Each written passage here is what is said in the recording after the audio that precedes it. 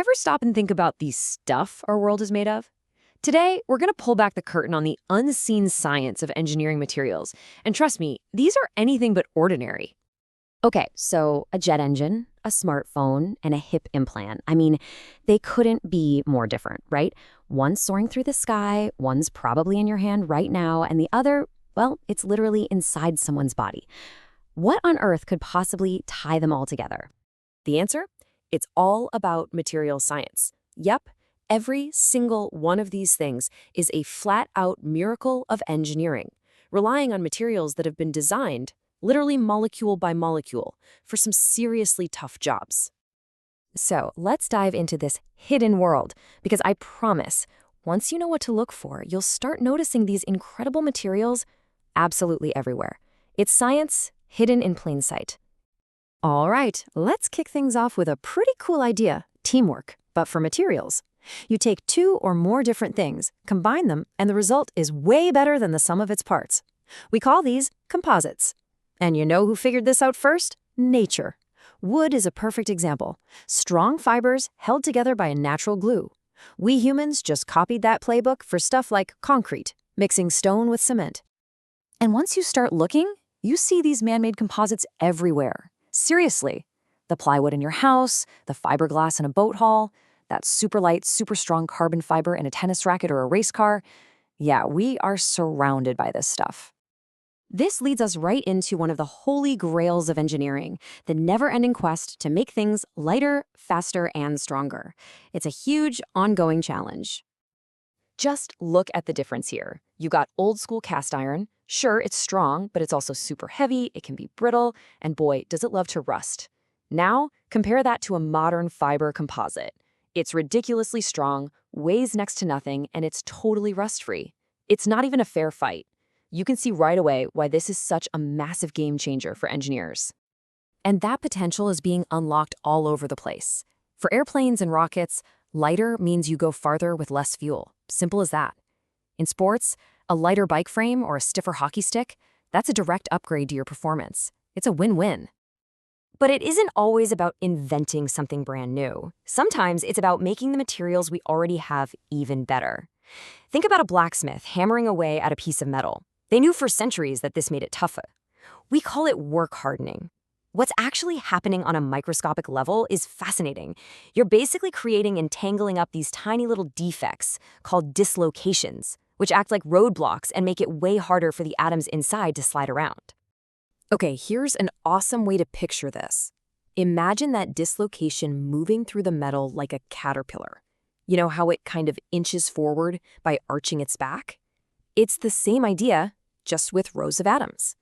Now, when you work harden the metal, you're basically throwing a bunch of little obstacles in that caterpillar's way, making its journey a whole lot tougher. So, okay, we've got stronger, we've got lighter, but what's next? What if we could make materials smart? I'm talking about materials that could actually sense and react to the world around them, all by themselves. And that's the whole idea behind a smart material. It's not just a boring, passive chunk of something. No, it's an active player. It can feel a change, like in temperature or pressure, and then do something about it, like change its shape or perform a specific function.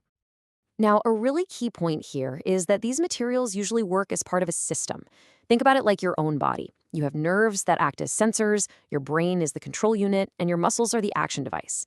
A smart material can actually be the sensor, the brain, the muscle, or sometimes all three at once. Shape memory alloys are just wow. They're a perfect example. When they're cool, their atoms are arranged in a phase called martensite, which is really weak and easy to bend into a new shape. But, and here's the magic, you heat it up and the atoms snap back into their original super strong arrangement called the austenite phase. The material literally remembers its original shape and goes right back to it, and it does it with some serious force. Okay, so this ability to design materials with very specific, almost magical properties, it leads us to one of the most incredible and difficult challenges in all of engineering, creating materials that can safely work inside the human body. Engineers have this whole toolkit of what we call biomaterials for different jobs. You need something super strong that won't rust for a hip joint? Titanium is your go-to. Need something flexible for a heart valve? That's a job for polymers. And those comfy contact lenses? They're made of soft hydrogels that absolutely love water. But the real boss-level challenge here is something called biocompatibility, and it all comes down to time. Think about it. A needle is in your arm for what, a few seconds? But a hip replacement? That thing has to work perfectly without your body rejecting it for 10, 15 years or more. Talk about a mind-blowing engineering problem. And this is where things get really cool, where smart materials and biomaterials come together. Get this, smart sutures. A surgeon can tie them loosely, making surgery way faster and easier, and then, once they're in place, your own body heat tells them to tighten up to the absolute perfect tension. This isn't science fiction, folks. This is happening right now, thanks to shape memory polymers.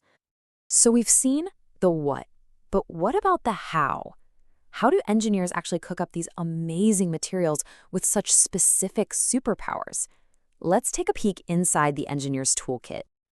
One of the oldest tricks in the book, and still one of the most powerful, is heat treatment. It's basically like being a master chef, but for metals. By very precisely heating and cooling something like steel, you can completely change its internal structure. It's wild. You have the exact same ingredients, but depending on your recipe, you can get something soft and easy to bend or something incredibly hard and tough. Another really clever method is called powder metallurgy.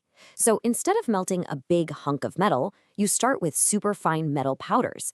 You can mix and match them to create custom blends, press that powder into a really intricate mold, and then bake it. That's called sintering, which fuses all those tiny particles into one solid, strong part. So why do this? Well, the beauty of it is the efficiency. You can make these incredibly complex parts that are pretty much perfect right out of the oven. You don't have to cut away a bunch of material like you would from a solid block. That means almost zero waste, which is a massive win, not just for saving money, but for the environment too. And all of this brings us to one last big question. You see, we're shifting from just finding materials in nature to literally designing them from the ground up for a specific purpose. We're talking about self-healing concrete, next-generation solar panels, even materials to help us explore Mars. Our toolkit is getting more and more powerful every day, so the only real limit is our imagination, which leads to the big question. If we can design any material to solve any problem, what problem should we tackle first?